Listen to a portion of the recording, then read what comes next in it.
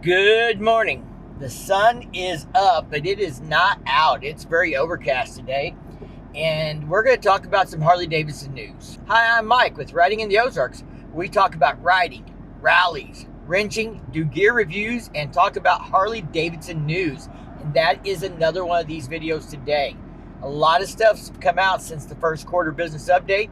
We're about to get into it. And I'll explain why we're doing this in the truck. All right, guys.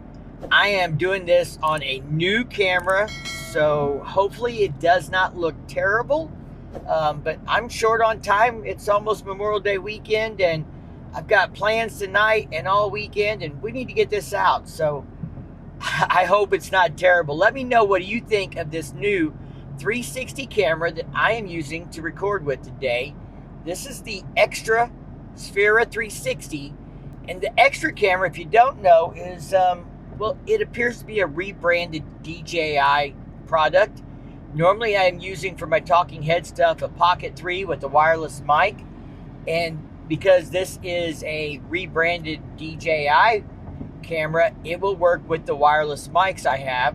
So we're going to test it out. It's probably got better image stabilization and things like that. So I can just set this thing up here on the dash and I don't have to hold it like I do the Pocket 3. The Pocket 3's got a gimbal. It works great.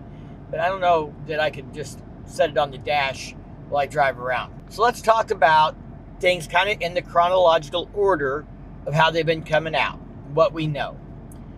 First, Q1 business update just happened a month ago, maybe not even that long by the time you see this video.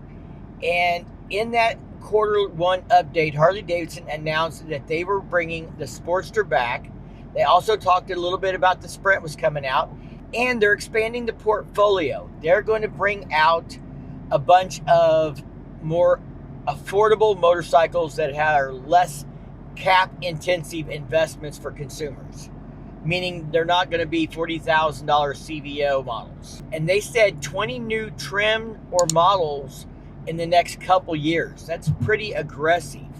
But we're already seeing leaks for some new models. And I'm hearing some things. So what we know so far, the Sportster that's supposed to come back out is an 883. I'm going to do a video on what I think they have to do to make that bike more successful. I mean, there will be some sales, even if they just bring back the 883 from 2022. Some people loved it just the way it was. Some people felt it needs cruise control, felt it needs a 6-speed transmission, felt it needs more power. Obviously, due to regulatory guidelines like the EPA and the EU regulations, there's got to be some tuning done to it to make it comply.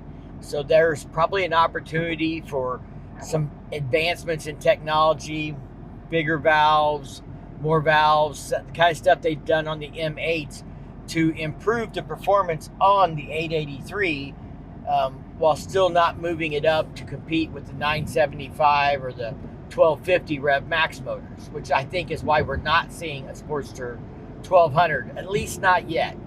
Let me know in the comments what you think the features and specs ought to be for an 883 that they bring back out in, say, 2027. Now, second, we know they're coming out with a more entry-level model, Sprint. I think it's going to be based off the 440 platform that they've been developing in India and stuff. I think that bike's going to hit rider academies. Makes sense for it to hit the rider academies. And then people who go through the rider academy, if they want to buy the bike that they actually sat on and took the course in, then buy the Sprint. Now, what if they did a trade-in program on the Sprint like they used to do on the Sportster? If you buy the Sprint and you ride it and you trade it in within 12 months on an 883, you get all your money back toward the 8883. Now, they used to do that with the Sportster, and you could trade up to a Softail and get your money back. Now, what if they did that with the Sprint to get you into the Sportster as a stepping stone and then into the Softail? Or you could do it to the Sportster or Rev Max or Softail, any of the bigger class bikes. Just an idea. Let me know what you think about that idea. Now, what has started leaking, first, motorcycle.com. I like to always try and give credit to public sources if I'm quoting them. They did an article about a low bob. There's another source, I'm not going to give them credit because I think they're a terrible source, who has put out information saying they believe the low bob is going to be based on the Lowrider S and the Fat Bob. I think it's important to remember that we used to have a Lowrider and then a Lowrider S. And the Lowrider didn't have as big a motor as the Lowrider S originally. Maybe it's just a Lowrider without the upgraded features and motor. So maybe we see something like a 114 or the low end 117 that they're using in like the Heritage that doesn't have as much horsepower as the Lowrider ST and Lowrider S motors, but with the Fat Bob pill looking, headlight. I don't know. I don't know what it would be exactly, but it probably is going to be a mix of those two platforms. And it could be the full-powered 117 high output. It's hard to say.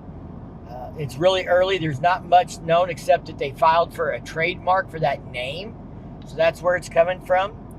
Another bike that they filed for a trademark for the name of is the Deadwood. Now, one source I read said that they thought that would be a Revolution Max motor. I don't know that the customer base for the Revolution Max is going to be nostalgic about Deadwood, South Dakota, which is where I'm sure the name comes from. We did the Sturgis edition in 1980. So what would a Deadwood edition be? Would it be possibly a reborn Dyna? Now, some people say the Rev Max platform, like the Nightster 975 and stuff, is just a different motor and a different chassis, but it's more like the modern Dyna. I don't know. As a guy that started out on a 94 Dyna, owns a 2000 Dyna, I have a hard time associating the Rev Max platform with the Dyna, but I'm a little older school. To me, a Deadwood would maybe be the Dyna coming back out. That would be ground shaking. That would get news. If they brought the Dyna platform back, a full-sized cruiser with twin outboard suspension, coil shocks, that would be very cool. I think there's a customer base for that. So what do you think? Should one of these new models or trims be a Dyna? Would that be earth-shaking? Well, I think it would definitely get headlines, and it would get people into dealers to look at models. There's lots of rumors floating around. Lots of people have suggestions. Bring back the shovel head with the magneto. Bring back the Springer. I think some of these things are unrealistic. We're not bringing the shovel head back. We're not bringing back an Evo Sportster that isn't more modernized, in my opinion. But we're not bringing back an Evo Springer. The Evo's gone. We've got to accept that they can't bring back some old motor financially. It just doesn't make sense. EPA, regulations, all that stuff. If you want an Evo Springer or a shovel head, go out and buy one. They still exist. You can still find them. And they're going to run just like they did back then. And I'm more of an Evo guy than a shovelhead guy. I don't like sitting on the side of the road. Leave me a comment. Let me know what new models and trims do you think they should bring back. Now, they just announced yesterday another trim for the Road Glide. The Road Glide just got the Liberty Edition treatment. I think that's pretty awesome. I think people who are Road Glide guys might be a little upset if they bought one already this year and they liked the Liberty Edition, but if they couldn't get in the Road Glide, so they bought a different trim, and now the Liberty Edition comes out. And I think Harley Davidson is walking a tightrope here. I think they have to be careful, because now people know that, there could be more Liberty Editions coming. What else might they do a Liberty Edition on? Will there be a Liberty Edition Limited? That question's been asked. There's already a Liberty Edition Trike, Street Glide, and a Heritage. Will any other Softails get the Liberty Edition? Well, here's my thoughts. If you're looking at buying a bike right now, if they're going to come out with any more Liberty Editions, it's going to be between now and the 4th of July.